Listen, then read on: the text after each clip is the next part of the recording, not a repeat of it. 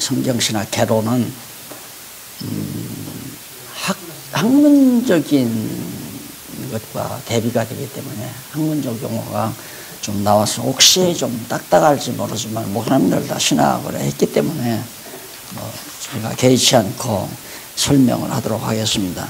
우선 그러면 21페이지에 보면 제1편 성경신학 서론입니다. 그래서 성경신학 개론은 서론과 구약신학, 신약신학 이 세 파트로 구분이 되어 있다고 그랬죠. 그러니까 도대체 성경신학이란 무엇인가 라는 질문에 대한 해답이 바로 성경신학 서론을 통해서 나오는데 그 가운데서도 이제 개요, 성경신학의 개요가 25페이지에 등장합니다. 그 서론은 제가 지금 앞에서 말한 내용과 방불한 내용들이 들어있는데 그 중에서도 이제 제일 마지막 문단에 나오죠. 21페이지 마지막 문단 세 번째 줄 보면 신구약 성경은 여호와 하나님 계시이다. 여호와 하나님 계시다. 벌써 그때 성경이란 뭐냐? 여호와 하나님 계시다. 지금은 더 줄여서 여호와 계시 나오죠. 여호와 계시. 이번에 이제 제1권 강론집 1권 재판 나올 때 아야 그걸 두드러지게 딱 해드렸죠. 초기에. 그래서 성경 전체가 무엇을 말하는가? 그건 하나님이 여호와이심을 계시하는 것. 여호와 계시. 그래서 여호와의 존재와 속성을 계시하는 거다. 그러니까 이 책이 지금 1900 아유, 내 연도를 잘 모르겠는데 뒤에 보면 나오죠. 이 책이 1997년 7월 31일에 발행한 건데 1997년에 벌써 성경이 여호와 하나님을 계시하시는 것이라는 딱 명제가 나오잖아요. 이렇게 찾아놓고 보니까 이제 성경 강론을 쓴 거죠. 순서가 개론 쓰고 성경 개론 쓰고 성경신학 개론 쓰고 그러니까 서론 쓰고 결론 쓰고 본론을 쓴 거예요. 그러니까 지금 일반 학문은 절대 이렇게 못 씁니다. 서론을 쓸 수가 없죠. 그러니까 결론을 쓰면 서론 없는 결론을 쓰면 결론이 지엽적이고 완벽한 결론이 아니죠. 그래서 일반 모든 학문은 과정 학문에 불과한 것이다. 그리고 결론도 항상 바뀐다. 발견에 따라서. 왜? 근원적으로 서론 자체가 없는 학문을 해나가기 때문에 서론에서는 학문의 원인을 근거를 제시해야 되거든요. 뭘 근거로 어떻게 논증하겠다 이렇게 나와야. 그래서 이제 연역적으로 이게 우리는 연구가 가능한 거예요. 하나님을 알고 자녀들을 낳아서 사모님들 늦둥이 하나 낳을 수 있으면 하나 낳으면 되는데 늦둥이를 낳아서 아야 그냥 10살 때 충분해요. 10대에도 저들이 하나님께서 여러만 주면 성경신학 할 수 있거든요. 하나님을 안단 말입니다. 하나님을 알고 학교에 들어가면 명석하지 않을래 안 할 수가 없어요.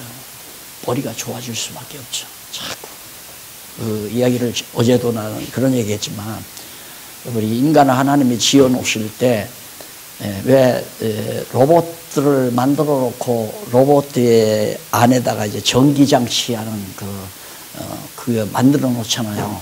그래서 전류를 거기다 집어넣으면 이제 로봇가 지금 활동을 하는 거란 말입니다. 바로 여기가 하나님과 인간 사이에 꽂히는 하나의 코드죠. 코드 구멍. 그래서 하나님께로부터 오는 이 하나님의 기운이 이 두뇌를 움직여 가는데 하나님을 아는 기운이 벌써 대전제가 제일 원인이 딱 인정이 되니까 뇌파가 하나님께서 인간을 지어놓을 때 그렇게 지어놓았으니까 뇌파가 하나도 맥힘없이 쭉 돌아간다 이 말입니다. 그래서 머리가 맑아지고 명석해지는 거죠. 자, 이래서 결국 하나님께서 신구약 성경 하나님이 당신을 계시하신 내용이다. 그러면서 다시 말해서 여호와 하나님을 계시하는 것이 성경이다. 여호와 하나님께서 스스로를 계시하시려고 성령 감동으로 기자들로 하여금 성경을 기록하게 하신 것이다 라고 나오잖아요. 근데 거기에 주가 각주가 달려있잖아요. 3번 각주 보세요. 밑에 출애굽기 6장 2절로 7절 나오죠. 하나님이 모세에게 말씀하여 가라사대 나는 여호와라. 여호와로 할래. 내가 여호와다. 야 모세야, 내가 내 백성 애굽에서 인도해내서 지금 애굽에서 나온 다음에 하는 얘기야. 난 여호와다. 그러면서 내가 아브라함과 이삭과 야곱에게 전능 하나님으로 나타났으나, 여기서 나타났다는 말은 전능의 하나님으로 계시했다 이 말이에요. 누가? 아브라함과 이삭과 야곱에게. 그러니까 이 야곱의 자손이 아브라함부터 야곱의 역사가 전부 다 하나님의 전능성을 드러내는 섭리였다 그 말 아닙니까? 그러니까 예를 들면 여기 이제 A라는 목사님의 생애를 쭉 들어보면 그게 거기에 이제 하나님의 능력이 보이는 거죠. 아까 내가 한 말이 그겁니다. 뭐 외국 박사도 없고 국내 박사도 없는, 박사학위도 없는 초라한 나에게 이렇게 보화를 안겨준 것은 능력이 사람에게 있지 아니하고 하나님께 있음을 알게 하려 하심이라. 이걸 보면 하나님 살아계시다. 하나님 참 능력이 있으시다. 이걸 알 수 있죠. 또 우리 박 목사님 이렇게 교회를 해서 이렇게 해나갈 보면 이게 박 목사님 능력 아니거든요. 기분 나쁘겠지만 기분 나쁠 필요 없다고. 능력이 아니야. 다 알아요. 우리 부인도 딴 데 가고 싶대요. 근데 왜 신경질이야. 다 간다고. 능력이 하나님께 있음을 알게 하려 하십니다. 그런 거죠. 그것이 아니고요. 미국에서. 그것이 아니고요. 우리 집사람이 엊그저께 싸우면서 나도 딴 교회 가면 안 되겠냐고. 서울대 나와가지고 미국 가서 하버드, 옥스퍼드, 예일 이런 데 나가서 박사학위 선언도다 그렇게 받고 들어온 사람도 못하잖아요. 교육 못하잖아요. 그런데 우리 박 목사님도 학위 하나도 없을 거야. 보나마 하나. 그런데도 하나님께서 많은 영혼을 불러서 양육하게 하는 건 능력이 하나님께 있음을 모세에게도 그 말이에요. 넌 막 처가살이 살던 놈 아니야. 하나님이 이놈아 저놈아 한 건 아니지만 심정으로 보면 너 형편없는 놈 아니냐. 넌 막 살이 쪄지고 도망 나와서 망명 떠나와서 할 수 없으니까 이 광야에 와서 처가살이 하던 놈 별 볼 일 없는 놈인데 내가 널 불러서 애굽 땅에서 이스라엘 백성 인도해 냈지 않느냐. 그래서 아브라함과 이삭과 야곱에게는 전능의 하나님으로는 내가 알게 했다. 그러면서 나의 이름을 여호와로는 그들에게 알리지 아니하였고. 알리지 않아. 여호와로는 알리지 않았다. 그냥 아브라함과 이삭과 야곱은 여호와 이름을 모르고 갔어요. 여호와 이름을 모른다는 말은 여호와 이름이 창세기부터 창세기 2장인가부터 나오는데 왜 기록이 안 됐잖아요. 모세가 기록했으니까. 그러니까 아브라함과 이삭과 야곱은 여호와 이름을 몰랐죠. 그런데 우리는 21세기 사람 우리는 여호와 이름을 알잖아요. 알게 해줬기 때문에. 뭘로? 성경을 통해서 하나님의 이름이 여호와라는 걸 알게 해줘서 알렸다 안다 이 말이에요. 그러니까 지금 이렇게 이걸 보면 이때 벌써 성경신학 다 완전히 윤곽 잡았다니까. 딱 잡아. 그러니까 성경신학 개론을 쓰죠. 그래서 그 성경 각주 그게 매우 하나님께서 그들을 우구하는 땅을 주기로 그들과 언약하시고 그게 전부 전능의 하나님을 드러내기 위해서 한 거란 말입니다. 그러니까 이스라엘 민족 역사를 하나님의 능력 드러내게 하신 거고 모세 이유는 하나님이 여호와 이름을 알게 하는 거고 그래서 언약대로 이루시는 자 하나님이 이름이 여호와다. 그래서 여호와 하나님을 찬양하는 것이 바로 믿는 성도들의 산, 인생의 본분으로 그렇게 정리가 되잖아요. 자, 바로 그 내용, 핵심 내용을 지금 설명해 드린 겁니다. 그러니까 각주 내용을 그냥 넘어가시지 말고 읽으실 때는 각주 반드시 다 성경이에요. 각주가 제일 처음에 나오는 각주는 박윤선 박사의 성경신학이라고 아까 말했듯이 비브리칼 데올로지라고 하는 그런 성경신학 그 책을 제가 소개했어요. 왜? 우리가 말하는 또 바이블 데올로지는 비브리칼 데올로지와 다르다. 이걸 확인해 보시라고 그 책을 소개해 드린 겁니다. 그 다음 넘어가서 제1장, 그러면 성경신학 서론 가운데 1장이 뭐냐? 성경신학의 개요입니다. 개략적인 요점. 그러니까 제가 좀 안 게으르고 게으르다기보다도 제가 또 작업을 한다면 성경신학 서론 썼잖아요. 개론 썼잖아요. 개론 썼으니까 서론이죠. 성경신학 개론. 개론을 썼으니까 이제 강론을 써야죠. 강론. 그러니까 성경신학 서론 책 한 권 또 쓰고 구약신학 책 한 권 또 쓰고 신약신학 책 한 권 쓰고 그래야 되는데 워낙 강론이 자세하게 설명을 했기 때문에 구약신학, 신약신학 설명을 안 해도 다 알지만 그래도 쓴다면 이제 강론을 써놓으면 좀 세밀하게 나오죠. 근데 이번에는 이제 강론이 아닌 구약신학, 신약신학을 간추려서 써놨기 때문에 4년 동안 배웠던 성경 강론 내용이 이렇게 압축해서 딱 뭉쳐가지고 김밥처럼 싹 잡수실 수 있도록 그렇게 정리를 해놨어요. 그러니까 혹시 중간에 편입하셨더라도 이 공부만 잘 하시면 물리가 터져서 성경을 이해하는 데 크게 도움이 되실 겁니다. 특히 우리 사모님들 중간 편입생들. 그렇죠? 네. 자, 그러면 성경신학 개요부터 보십시다. 대체 성경신학이 뭐냐? 개략적인 요점이란 말입니다. 개요란 말은 개략적인 요점. 그래서 그 요점은 5절로 5절로 나누어지는데 첫째는 성경신학이라고 하는 정의가 뭐냐? 정의. 그 다음 두 번째는 성경신학의 학문적 위치. 학문적으로 성경신학이 어떤 학문에 위치해 있느냐? 그 다음 성경신학의 필요성. 왜 이 성경신학이 필요한가? 그 다음 4절에는 성경신학의 목적. 그 다음 5절에는 성경신학의 방법. 어떻게 이 성경신학을 해나갈 수 있나? 방법에 대해서 설명하는 내용입니다.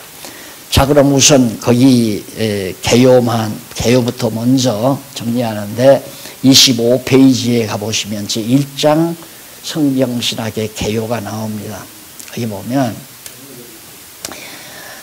먼저 성경신학의 대략 어떠한 것인가를 이해하는 데 필요한 개략적인 요점을 알아보는 것이 매우 필요하고 순리적이죠. 그 개략적인 요점들은 성경신학의 정의를 비롯하여 이에 설명된 그 내용입니다.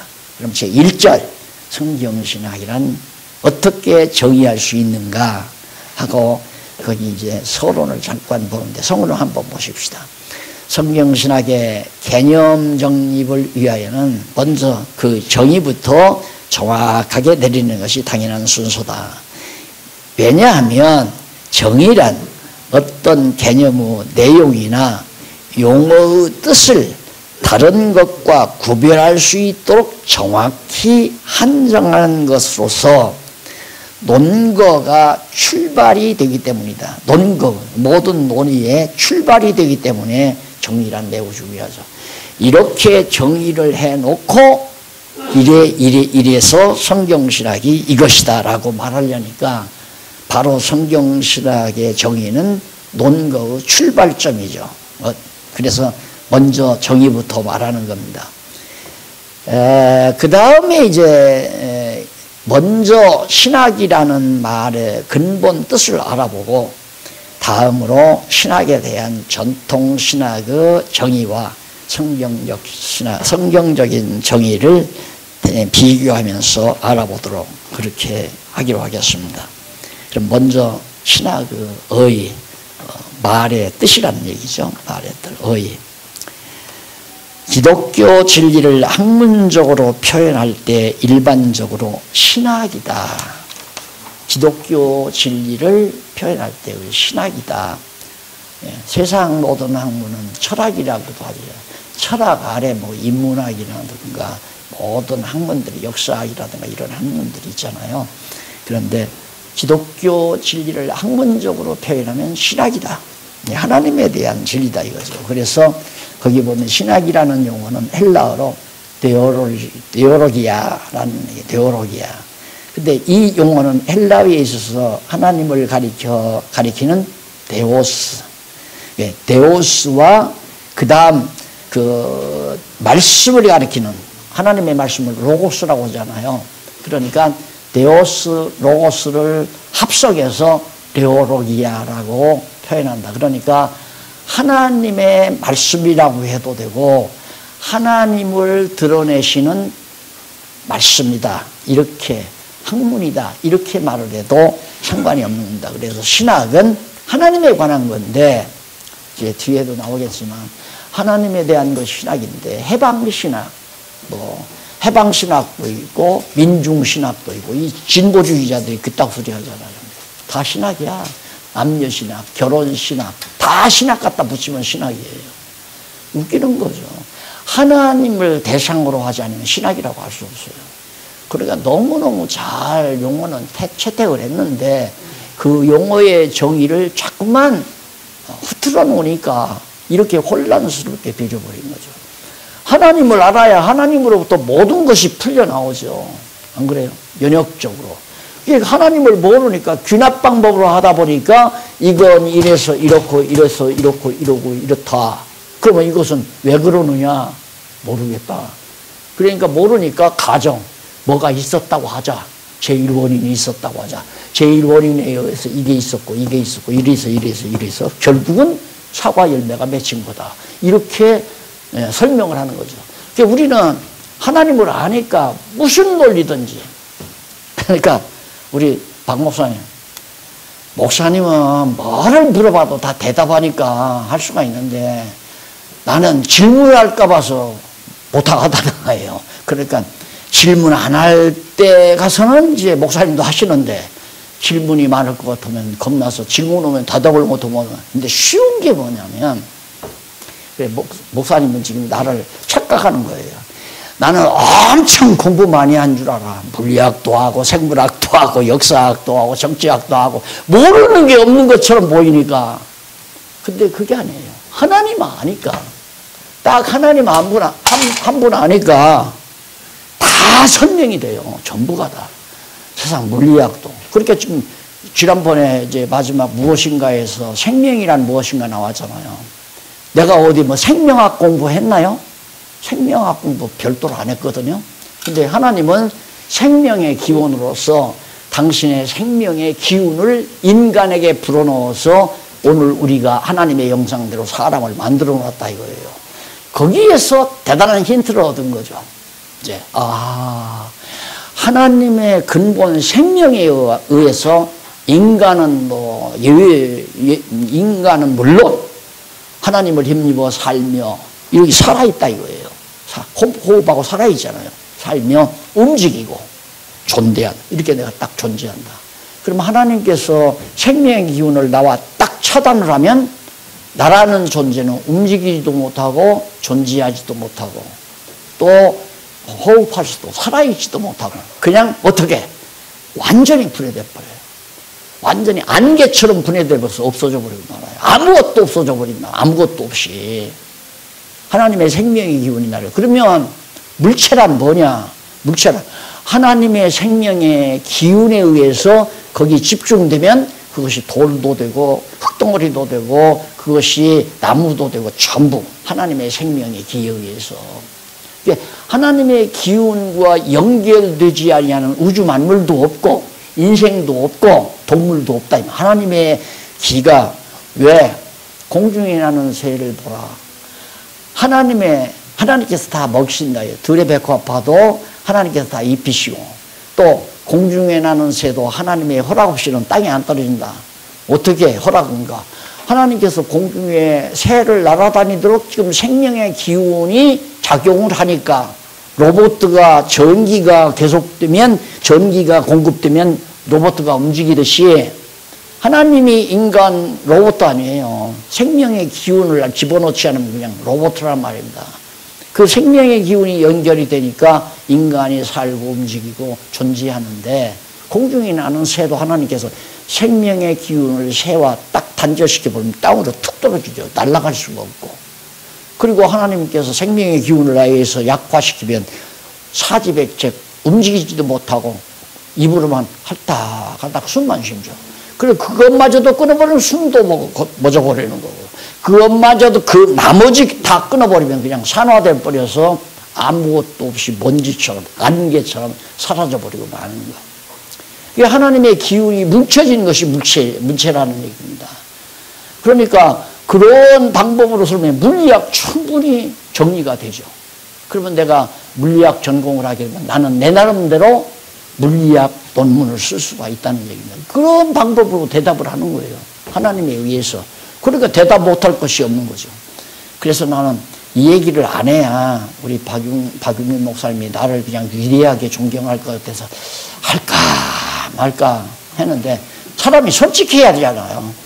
나 그렇게 뭐 지식이 박식한 사람이 아니다. 공부 많이 해서. 겁내지 마라. 목사님은 모르는 게 없다 이거야. 다 알고. 하나님 알면 다 아는 거죠. 그렇게 쉬운 거예요. 그래서 정말 성경신학이 얼마나 소중하고 값어치 있는가를 다시 한번 느끼게 되죠. 데오로기아 이게 신학이라는 말인데 데오스와 로스 말씀과 하나님을 합성화시키는 것이 바로 데오로기아다. 그래서 하나님의 말씀 또는 하나님의 교리, 하나님께서 가르치는 진리, 하나님에 대한 그래 이렇게 뜻을 담고 있는 내용이다. 그래 하나님께서 스스로 나타내시는 말씀, 당신을 스스로 계시하시는 말씀, 그게 데오로기아 신학이다. 그러니까 하나님 가르치지 아니하면 그건 허탄한 거예요. 다 허탄한 거, 속임수, 전부가 다 속임수. 하나님을 가르쳐야죠. 그러니까 뭐 어디를 보든지 성경 어디를 보든지 하나님을 가르쳐야죠. 하나님을. 그래야. 그러니까 이번에 박홍기 교수가 그러더라고요. 가만히 성경신학을 보니까 어느 부분에 어느 내용을 보든지 결국에는 예를 들어서 양쪽 가로 1번, 동그라미 1번 이런 거 나오잖아요. 이 주제가 예를 들어 여기 나왔다. 그럼 이 주제에 따라서 여기 올라가고 결국은 여호와 계시. 영원 자존하신 여호와 계시로 딱 올라간다. 어디든지 그렇더라. 마찬가지죠.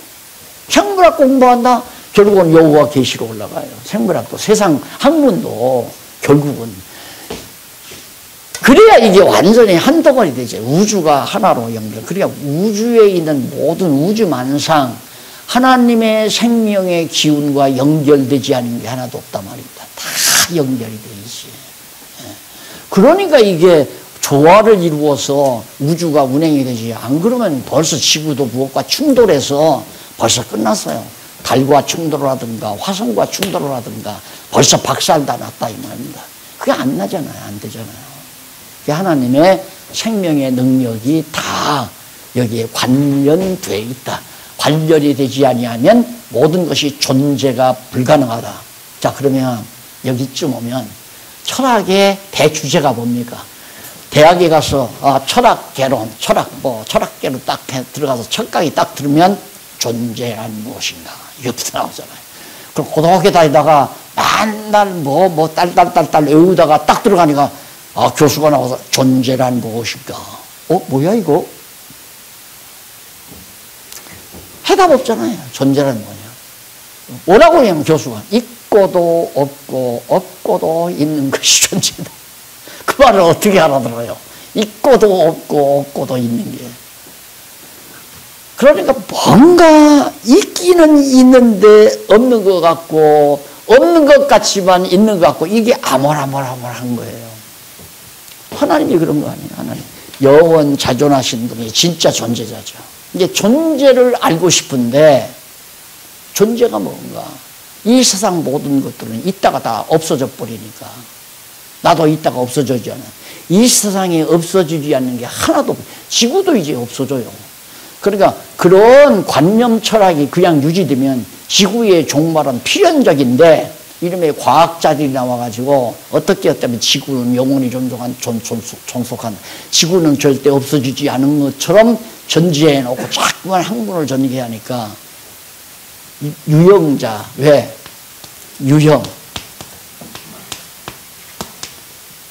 유형자 필멸이라고 그러잖아요. 필멸 멸하다. 형체가 있는 것은 반드시 없어져 버린다. 이게 진리인데, 이게 관념적으로 생각하면 반드시 그런다는 거 알겠는데, 지금도 안 없어지고 그냥 있으니까, 과학자들은 그냥 눈으로 보는 것 자체가 그게 존재하는 거니까, 관념적 존재에 대해서는 과학에서는 인정을 안 해요. 눈으로 보고 현미경으로 살필 수 있어야 과학의 대상이지. 과학은 현미경으로나 만원경으로 멀어서 잘 알보는 건 과학적인 기술로 만원경 만들어서 참 몇십억만 년 밖에 있는 혜성을 발견하고 찾아내고 이게 존재하는 것, 실제로 눈으로 확인해서 존재한다고 하는 것이 연구 대상이란 말입니다. 그러니까 철학자들이, 관념 철학자들이 존재란 무엇인가 그 의미가 없는 거죠. 없는 건 없는 거고 있는 건 있는 거지 무슨 존재는 무엇이냐. 그 쓸데없는 소리, 먹고 배부른 소리 하지 말자. 그냥 과학. 그래서 과학 일변도 세상이 지금 돼버린 거예요. 그래서 과학이 진짜 진리라고 지금 사람들은 생각하잖아요. 이 아인슈타인이 하나님 안 보이니까 없다고 말하는 거 당연한 거고, 호킹이 물리학자니까 하나님 안 보이니까 없다고 말하는 거 그들 입장에서는 맞는 얘기예요. 그러나 없는 게 정말 없는 건가?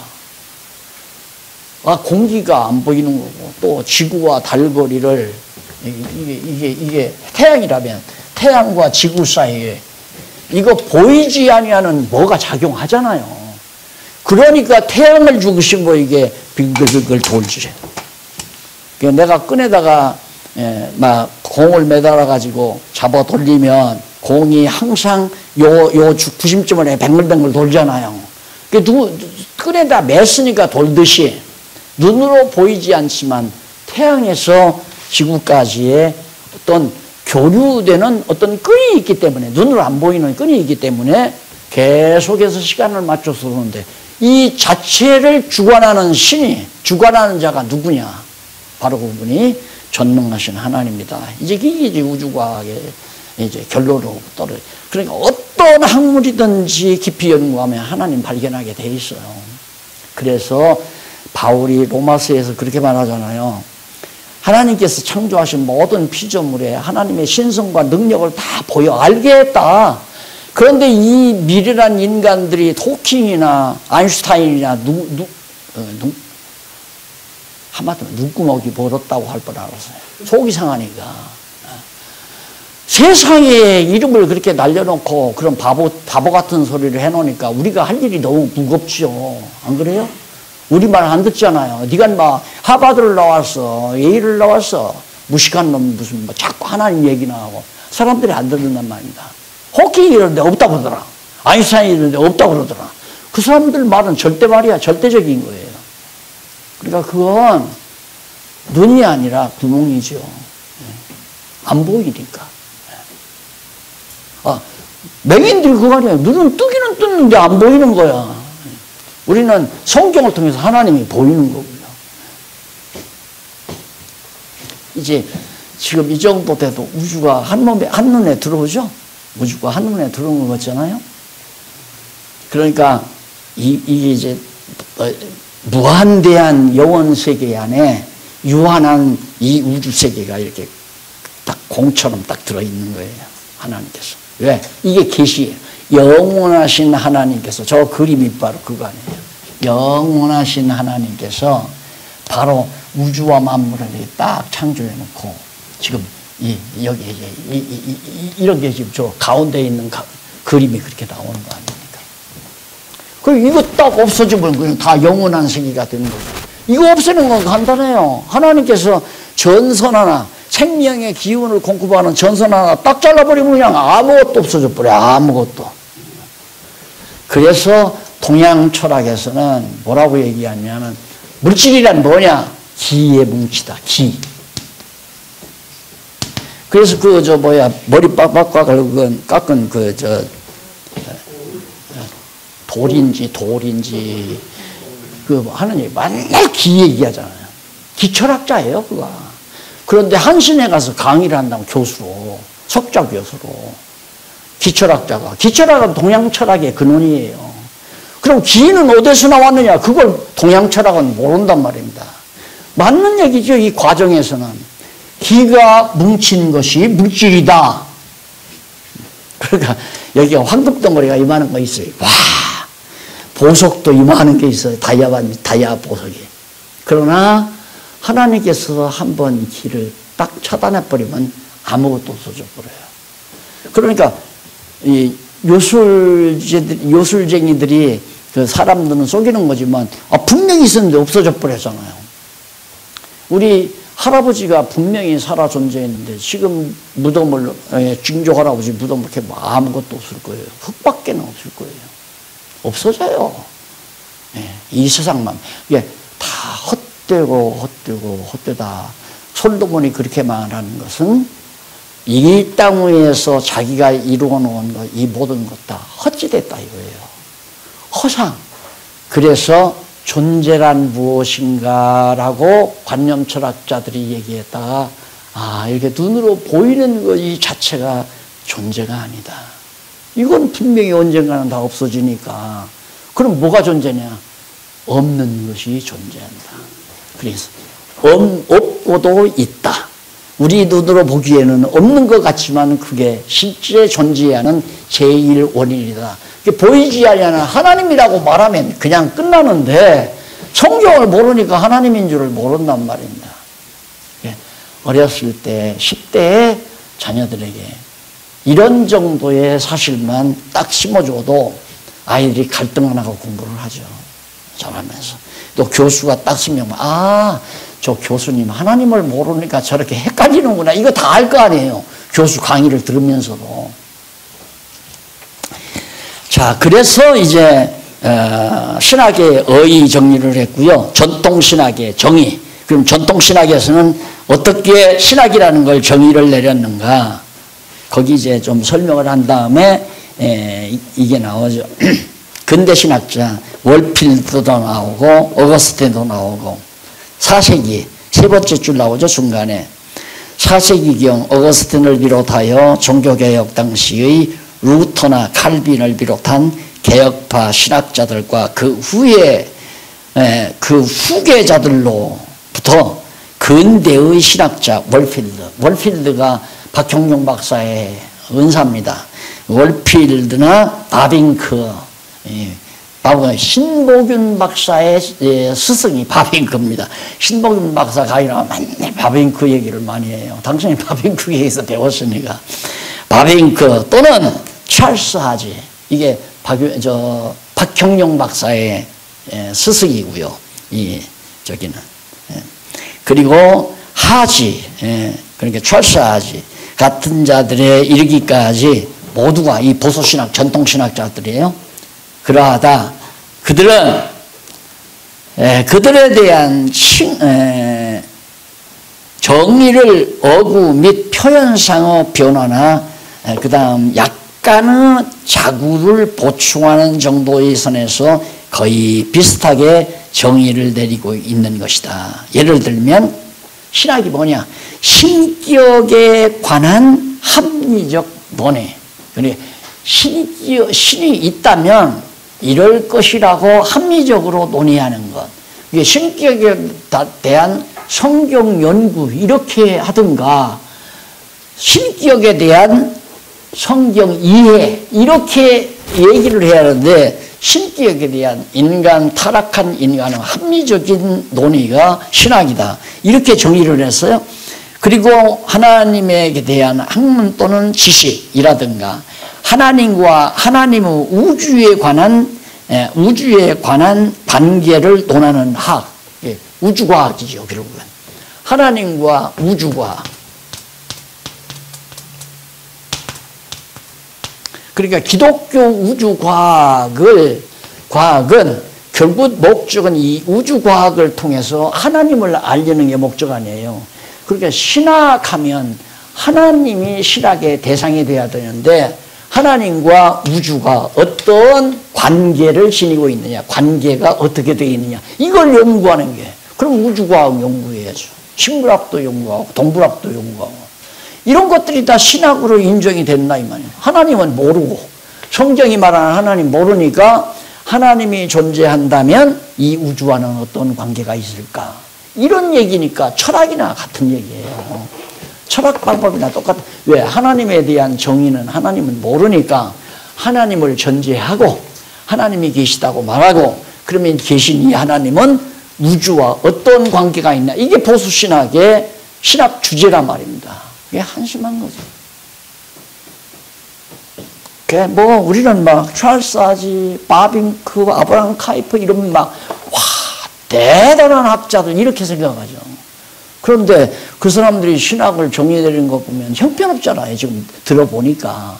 신학교 다닐 때 그냥 교수들이 나와서 야 그런가 보다. 그런 훌륭한 사람, 훌륭한 박사, 학자들이 얘기했으니까 그대로 받아서 이 다음 시험 볼 때 보수신학의 신학 정의를 말하라 그러면 바빙크가 말한 거 좋고 아브라함 카이프가 말한 거 좋고 그리고 우리 신학교 졸업했단 말입니다.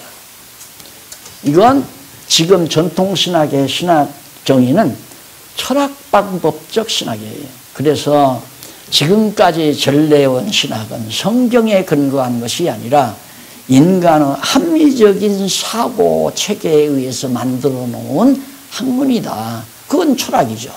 타락된 인간의 합리성이라고 하는 것은 그건 완벽한 것이 아니라 말입니다. 그런데 합리적 논의를 통해서 이렇게 하자 저렇게 하자 그렇게 만들어 놓은 거니까 얼마나 허술하고 잘못된 것인가를 알 수가 있죠. 그 다음 전통신학에 있어서 신학적 정의에 대한 내용들이 비슷하면서도 약간씩 표현상의 변화가 있는 것은 신학의 대상을 조금씩 달리하는 데서 나타나는 자연스러운 현상이다. 신학의 대상을 달리한다는 것은 신학의 방법과 목적 내지는 그 의미를 달리한다는 뜻을 포함하는 것이다. 그러니까 신학의 대상이 분명해야 되잖아요. 너무도. 그런데 우주과학을 신학의 대상으로 일반 학문이나 똑같죠. 다만 하나님과의 관계를 어떻게 우리가 이해를 해야 되느냐 이런 식으로 설명을 하는 것이 전통신학이다. 그 다음 좀 내려와서요. 결국 27페이지 밑으로 내려와서 밑에서 두 번째 줄 중간쯤 보면 결국이란 말이 나오죠. 이와 같은 주장의 결과로 결국 전통적인 개혁신학에서는 신학을 하나님과 하나님의 우주에 대한 관계를 논하는 학문이다. 그러니까 하나님에 관해서 논의한다. 앞에서 말했죠. 신격에 대한 합리적 논의. 그게 이제 신이 있다면 그걸 인간의 합리적인 이성으로 신학을 만들어낸다는 얘기예요. 왜? 성경은 모르니까. 성경이 근원지라고 하는 걸 우리가 잊어버리기 때문에 자꾸 철학자들의 말을 끌어들이는 거죠. 그 다음에 이제 세 번째로 성경적인 정의입니다. 그러면 성경신학에서는 어떻게 정의를 내리는가? 신존재 증명이죠. 하나님의 성경신학적 정의. 진정한 의미에서 신학의 목적은 하나님과 하나님의 우주에 대한 관계를 논하려는 데 있는 것이 아니다. 전통신학을 완전히 부정하니 그거 아니다. 그럼 뭐냐? 그리고 특별계시의 내용이 기록된 성경을 아는 데 있는 것도 아니다. 성경 아는 데 있는 것이 신학이다. 그것도 아니에요. 그건 맞는 것 같은데 성경을 아는 것이 신학이다. 성경 가리키는 게 신학이다. 맞는 것 같은데 아니라 이 말입니다. 왜? 신학의 목적은 어디까지나 성경에 계시된 하나님을 아는 데 그 근본적인 목적이 있는 것이다. 성경을 알려는 것이 아니라 성경이 우리에게 계시한 하나님이 존재하는가, 존재한다면 어떤 하나님인가에 대해서 아는 그것을 가리켜서 알도록 하는 데 대해서 그것이 바로 신학이다 하는 얘기죠. 그러므로 신학의 대상이 하나님의 피조물인 우주나 성령 감동으로 기록된 성경 계시가 아니라 하나님 그 자체라는 사실이다. 하나님 그 자체가 신학의 대상이다. 그러니까 성경은 신학의 도구죠. 성경이 아니면 우리가 하나님을 알 수가 없습니다. 자연현상은 이 우주 만물은 로마서에도 밝힌 대로 하나님의 신성이 다 드러나지만, 능력과 신성이 하나님이 만드신 우주 공간에 다 드러나지만 인간들의 눈이 어두워져서 못 보는 거죠. 하나님을 못 보는 거란 말입니다. 그러니까 동해바다를 갔어요. 동해바다를 갔는데 많은 사람들은 동해바다에서 떠오르는 태양을 보러 막 이런 새벽에 일어나서 동쪽에 해 떠오르는 걸 보려고 막 나오잖아요. 우리는 그게 아니죠. 해 떠오르는 걸 보려는 게 아니라 해 떠오르는 모습을 보고 와, 하나님의 능력의 영광이 드러나잖아요. 그렇게 엄청난 사건이 보이는데도 사람들은 그냥 밝아오는 그 태양에다 대고 금년 한 해 정말 사업도 잘 되고 온 가족 건강하게 해달라고 그걸 빌면서 태양을 맞이한단 말입니다. 하나님은 그렇게 섭리하신 것이 그걸 보고 하나님의 능력과 신성을 깨달아 알게 하려고 그렇게 만들어놨는데 그걸 보고 모르니까 그래서 특별히 성경 계시를 우리에게 준 거 아니에요. 그러니까 성경 계시를 보고 하나님의 능력과 신성을 깨닫게 됐다면 우주 만물의 존재 의미와 존재 방식과 존재의 의미와 방식을 다 깨닫게 되는 거죠. 더 바다는 왜 존재하는가? 하늘은 왜 존재하고 수많은 별들은 무엇 때문에 밤하늘을 메꾸는가? 이런 문제들이 다 하나님의 능력과 신성을 보고 하나님을 찬양하라고. 그래서 가끔은 제 입에서 이런 찬송이 이렇게 가끔 나와요. 더러 이제 산책을 한다거나 온 천하 만물 우러러 내 주를 찬양하여라 하는 찬송. 그게 이제 벌써 상당히 이제 그 신학적인 깊이가 있는 찬양 아니에요. 우주 만물 속에 하나님이 만드신 우주 운행 속에 하나님의 능력과 신성이 다 드러나니까 너 우주 만물도 여호와 찬양하여라. 나도 여호와 하나님 찬양한다. 그래서 시편 마지막 편 호흡이 있는 자들아 다 여호와를 찬양할지어다. 이런 내용들이 전부 다 퍼즐처럼 전부 다 막 맞아 떨어지잖아요. 착착착착. 자, 그 다음에 이제 그 성경은 바로 알게 하는 하나님을 알게 하는 도구고요. 도구 중에는 우주 만물도 다 포함이 되는 거죠. 그건 간접 도구입니다. 성경을 알아야 우주 만물에 대한 거. 그 우주 만물에 대한 거에서 바로 자기 의견을 표출하는 것이 음악도 될 수 있고 또 노래도 될 수 있고 또 조각도 될 수 있고 그게 예술 문제 아니에요. 그러니까 기독교 예술 이거 충분히 학문적으로 정리할 수가 있죠. 그러니까 일반 학문 예술을 전공했다면 미술을 전공했거나 음악을 전공했다면 기독교 음악, 기독교 미술 이런 것들을 학문적으로 정리할 수 있단 말입니다. 그래서 저 하나님이 창세전에 다 정해놓지만 않았다면 그럼 또 내가 하나님을 잘 모르는 거죠. 야, 이렇게 모든 학문책에 다 만들어가지고 교재를 만들어 놓고 정말 기독교 대학을 하나 세웠으면 얼마나 좋을까 이런 생각도 한때는 했어요.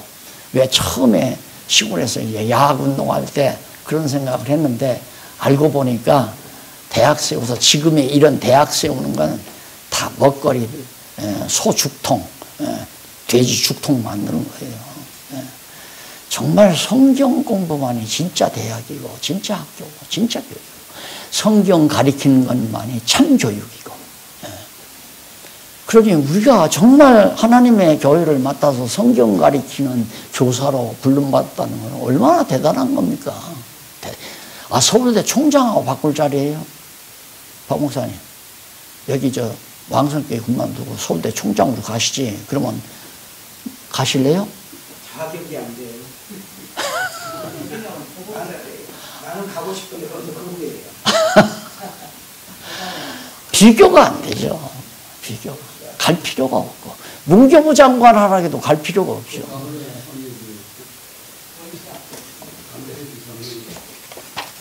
그래서 참 교육은 아이들 데리고 산책 나가서도 할 수 있고 진짜 교육은 하나님 교육은 그러잖아요. 얘야 저 꽃이 어떻게 필까? 그러면 아이가 그냥 늘 듣던 얘기로 하나님이 키우셨어요. 하나님이 어떻게 키우실까? 하나님이 바람도 불게 하시고 이슬도 내리시고 비도 내려서 땅을 적시셔서 뿌리가 자라고 잎이 피고 꽃을 피게 했단다. 이런 얘기들이 다 자연 만물을 통해서 하나님 가르치는 교과가 되지 않겠어요? 그런데 학교만 보내는 저 꽃이 어떻게 폈을까? 그거야 태양에서 뭐 동화작용을 일으켜가지고 뭐 어쩌고 저쩌고 병신 같은 소리들만 하고.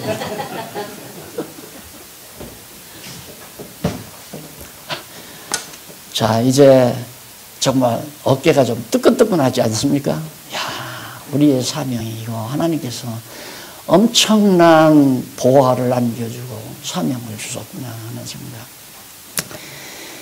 자, 이 학문적 위치, 전통신학의 여러 분야 이 부분 우리 잠깐 차 한 잔 드시고